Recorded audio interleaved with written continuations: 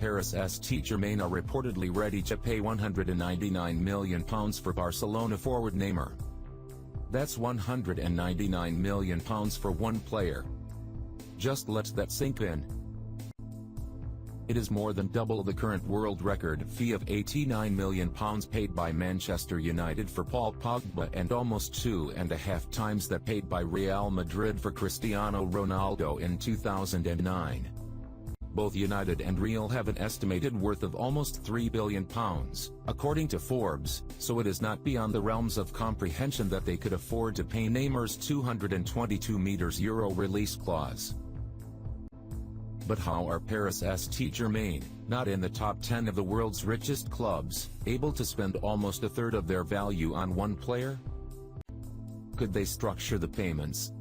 Will it be £199 million in one go? Installments? A deposit plus interest-free payments for 3 years?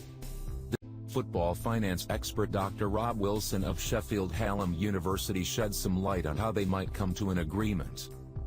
What you tend to find is when clubs buy a player, for large amounts or small, they will stagger these payments over a course of a contract, Wilson says.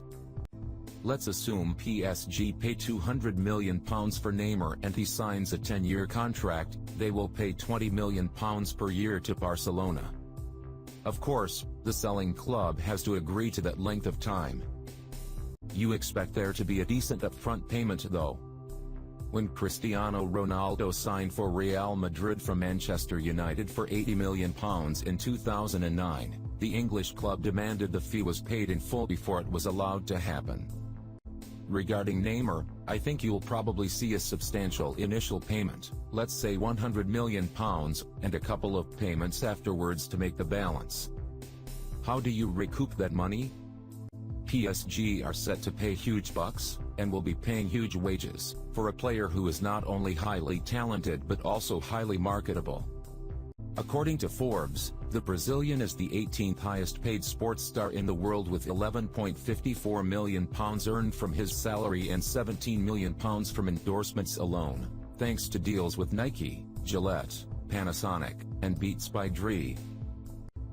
That is great for him, but how can PSG get a slice, a large one at that? I think they'll generate funds from commercial endorsements and additional sponsorships because he's obviously a very marketable player, Wilson says.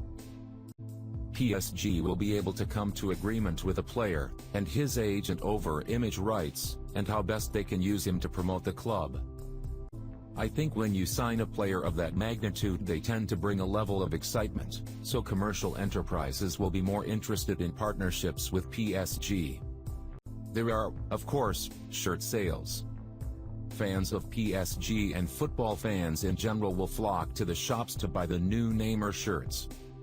But how much will the club get from the tills? Their shirts are sponsored by Nike and, according to reports, the club are paid about €24 million, £21.5 million per season by the sportswear company. There's a myth around shirt sales, adds Wilson. The shirt manufacturer will take the lion's share of the pro. What happened to financial fair play? You remember financial fair play, right, or FFP to give it its street name. It was all the rage when it was introduced by UEFA in 2014 with the aim of preventing teams from spending beyond their means.